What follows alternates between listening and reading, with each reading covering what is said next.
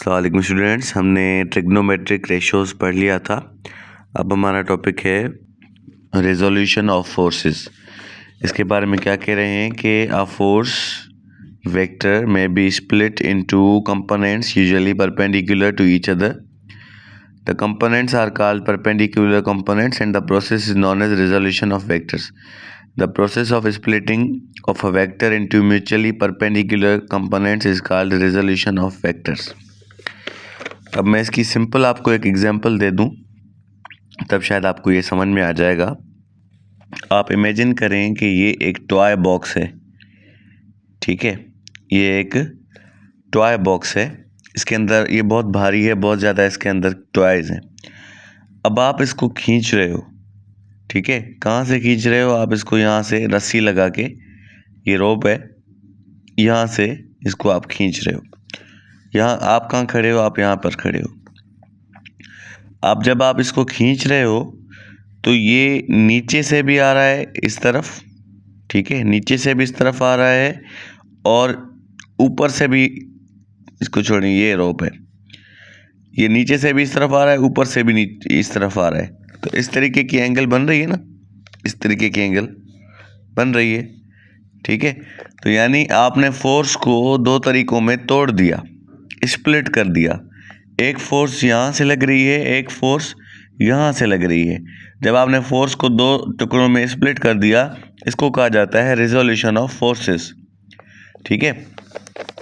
तो ये आपस में क्या है? परपेंडिकुलर है। जैसे ये आपस में परपेंडिकुलर है तो ये भी आपस में परपेंडिकुलर है। आपने फोर्स को, अब ये फोर्स दो तरफ से लग रही है, आप तो ऊपर से खींच रहे हो, लेकिन अकॉर्डिंग टू साइंस ये यहाँ से भी हॉरिजॉन्टली आ रहा है, यहाँ से वर्टिकली भी आ रहा है। तो इसको कहा जाता है resolution of forces. The process of splitting of a vector into mutual perpendicular components is called resolution of forces.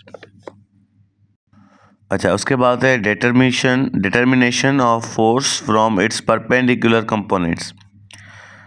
Determination of force from its perpendicular component. अब ये क्या है? This is opposite to process of resolution. ये जो हमने resolution में force को तोड़ा, ये उसका अपोजिट है, ठीक है। If the perpendicular components of a force are known, then the process of determining the force itself from the perpendicular components is called composition. अब करना ये है, मिसाल के तौर पर ये दो फोर्सेस तोड़ तोड़ कर लगाई जा रही थी ना, ठीक है। तो अब इन दोनों फोर्सेस को प्लस करके एक फोर्स बना लेना, इसको कहा जाता है कंपोजिशन, ठीक है। कंपोजिशन का मतलब ही जोड़ना होता है, ठीक है। यहाँ कह रहा है कि सपोज करें एक फोर्स है Fx और दूसरी है Fy, दोनों आपस में परपेंडिकुलर है। तो हमने क्या करना है? एक लाइन सेगमेंट ड्रॉ करनी है, कौन सी? OP, ये वाली OP ड्रॉ करके, तो head to tail rule apply करके हमने इनको जोड़ देना है। तो यानी फोर्सेस को तोड़ना रिजोल्यूशन और फोर्सेस को जोड़ना कंपोजिशन कहलाता है। उसके बाद है आपका टॉर्क और मोमेंट ऑफ फोर्स। ये मैंने आपको चैप्टर के शुरू में ही बता दिया था, यहाँ पर मैंने आपको बता दिया था टॉर्क के बारे में, ठीक है। टॉर्क क्या होता है? When you push or pull something and it starts to move, turn, not move straight. When you push or pull something and it starts to turn, not move straight. जब आप किसी भी चीज़ को खींचते हो तो वो सीधा नहीं आए और वो टर्निंग करना शुरू हो जाए, ठीक है, उसमें टर्न आ जाए। जैसे आप दरवाजे को खींच रहे हो तो वो सीधा आपकी तरफ दरवाज़ा नहीं आ रहा है, बल्कि टर्न हो रहा है, तो इसको कहा जाता है टर्निंग इफेक्ट ऑफ फोर्सेस, और इसी को टॉर्क कहा गया है। A door handle is fixed at the outer edge of the door so that it opens and closes easily. अब ये देखो, ये जो दरवाजे का जो हैंडल है ना, ये इधर क्यों लगाया गया है? ये दरवाजे के एंड में भी लगाया जा सकता था, लेकिन यहाँ लगाया गया है। वजह क्या है? A larger force would be required if handle were fixed near the inner edge close to the hinge. अगर इसको उस तरफ लगाया जाता तो आपको इसको खोलने में बहुत ज़्यादा ज़ोर लगाना पड़ता। अब यहाँ है, इसका हैंडल तो आसानी से खुल रहा है। अगर उस तरफ एंड पे होता तो आपको दरवाज़ा खोलने में बहुत मुश्किल होती। Similarly, it is easier to tighten or loosen a nut with a long spanner as compare to short one.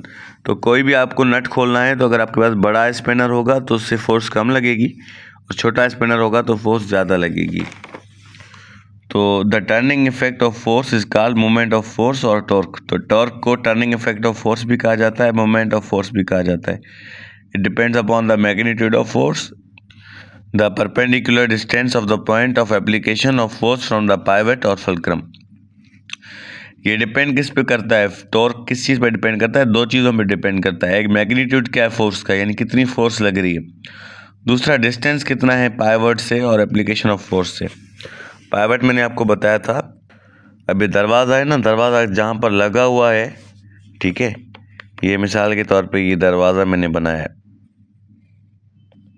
ठीक है। अब दरवाज़ा लगा हुआ है यहाँ पर, इस जगह पे दरवाज़ा लगा हुआ है ना, जहाँ पे लगा हुआ है वो फिक्स्ड पॉइंट पाइवट है। यहाँ से दरवाज़ा हिलेगा नहीं, यहीं पे लगा हुआ होगा।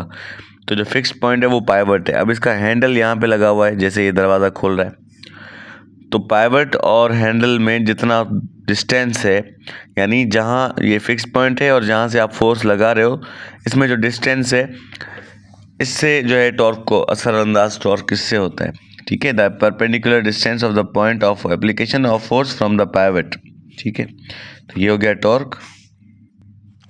अच्छा, मोमेंट ऑफ फोर्स भी टॉर्क को ही कहा गया है, अबाउट अ पॉइंट और is equal to force into perpendicular distance from point और अच्छा, depending on the direction SI unit of the torque moment of force is newton per metre.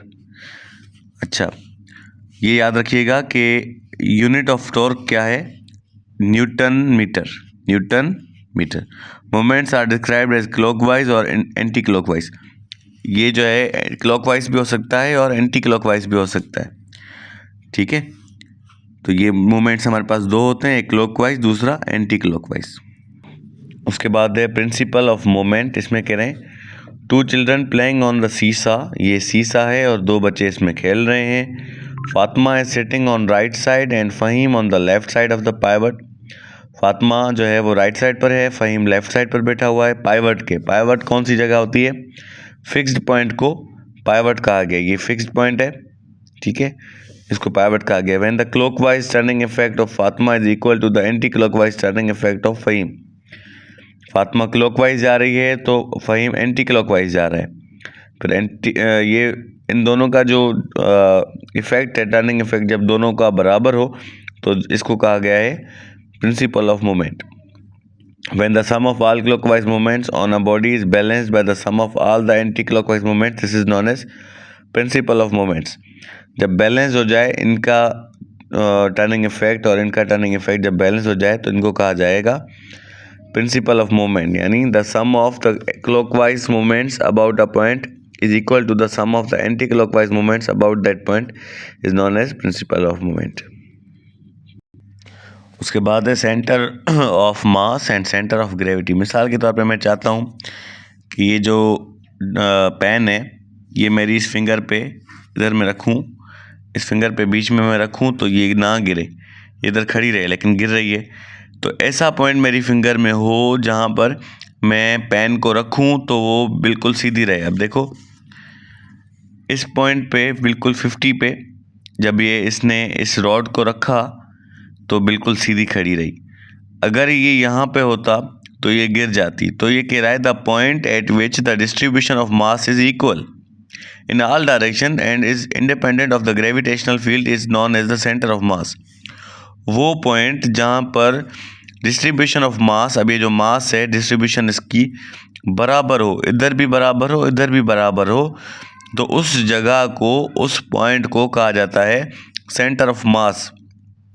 और इस पे ग्रेविटेशनल फील्ड का भी कोई असरअंदाज नहीं हो रहा होता, ठीक है। The centre of gravity is the point where the weight distribution is equal in all direction and is affected by the gravitational field. अब यहाँ पे दो चीज़ों की डेफिनेशन है ना, एक है सेंटर ऑफ मास।